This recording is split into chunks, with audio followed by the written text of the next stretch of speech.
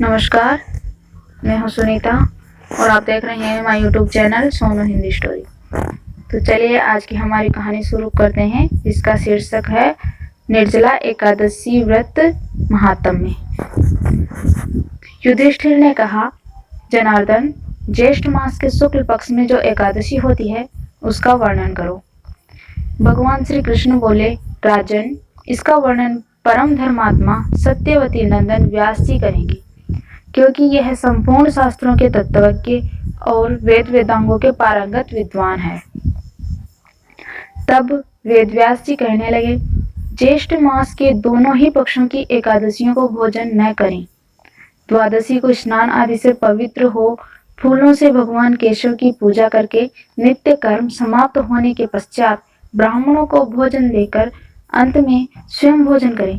राजन, जननाशोच और मरणाशोच में भी एकादशी को भोजन नहीं करना चाहिए। यह सुनकर भीमसेन बोले, परम बुद्धिमान पितामह, मेरी उत्तम बात सुनिए। राजा युधिष्ठिर, माता कुंती, द्रौपदी, अर्जुन, नकुल और सहदेव ये एकादशी को कभी भोजन नहीं करते तथा मुझसे भी ये हमेशा यही कहते हैं कि भीमसेन, तुम भी एकादशी को न खाया करो। किंतु मैं इन लोगों से यही कह दिया करता हूँ कि मुझसे भूख नहीं सही जाती। भीमसेन की बात सुनकर व्यास जी ने कहा, यदि तुम्हें स्वर्गलोक की प्राप्ति अभीष्ट है और नरक को दूषित समझते हो तो दोनों पक्षों की एकादशी को भोजन न करना।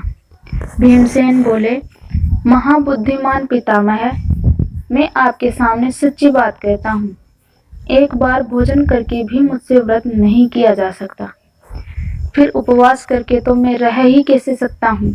मेरे उदर में वृक्क नामक अग्नि सदा प्रज्वलित रहती है, अतः जब मैं बहुत अधिक खाता हूँ तभी यह शांत होती है।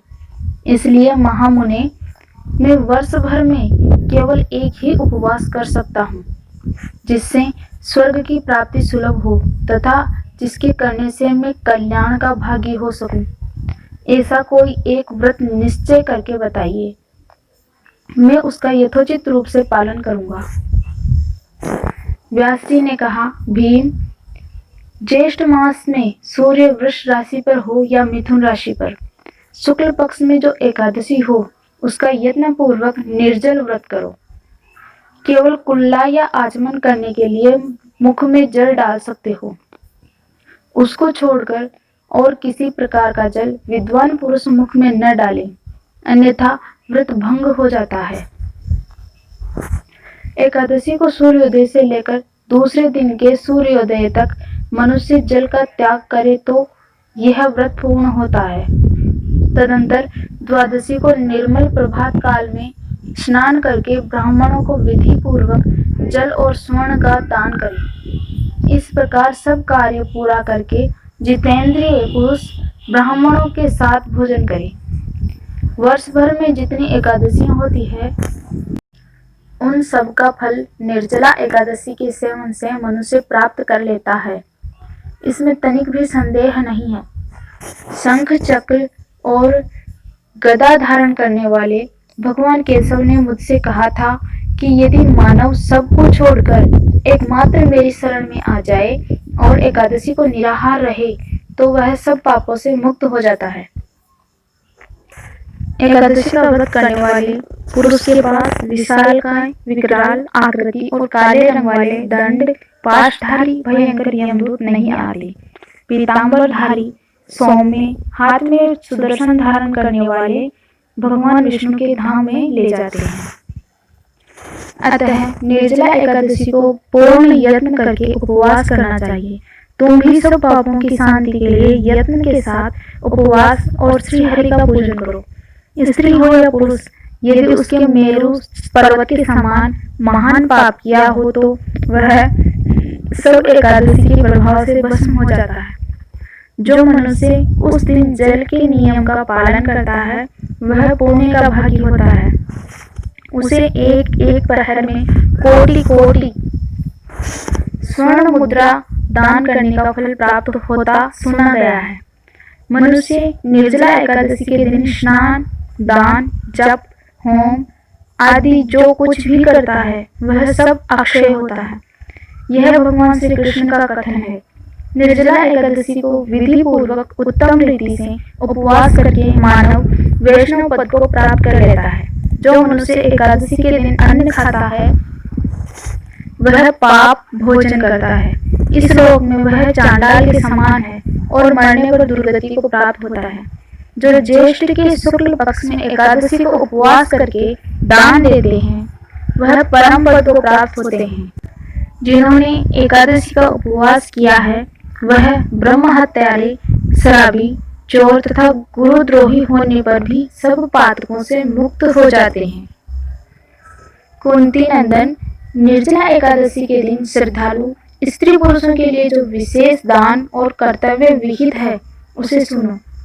उस दिन जल में शयन करने वाले भगवान विष्णु का पूजन और जलमयी धेनु का दान करना चाहिए, अथवा प्रत्यक्ष धेनु या घृतमयी धेनु का दान उचित है। पर्याप्त दक्षिणा और भांति भांति के मिष्ठानों द्वारा यत्न पूर्वक ब्राह्मणों को संतुष्ट करना चाहिए। ऐसा करने से ब्राह्मण अवश्य संतुष्ट होते हैं और उनके संतुष्ट होने पर श्री हरि मोक्ष प्रदान करते हैं। जिन्होंने सम, दम और दान में प्रवृत्त हो श्री हरि की पूजा और रात्रि में जागरण करते हुए निर्जला एकादशी का व्रत किया है, उन्होंने अपने साथ ही बीती हुई 100 पीढ़ियों को और आने वाली 100 पीढ़ियों को भगवान वासुदेव के परम धाम में पहुंचा दिया है।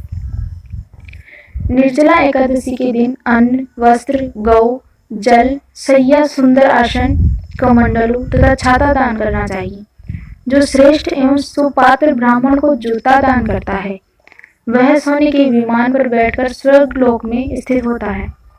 इस एकादशी की महिमा को भक्ति पूर्वक सुनता तथा जो भक्ति पूर्वक उसका वर्णन करता है वे दोनों स्वर्ग लोक में जाते हैं।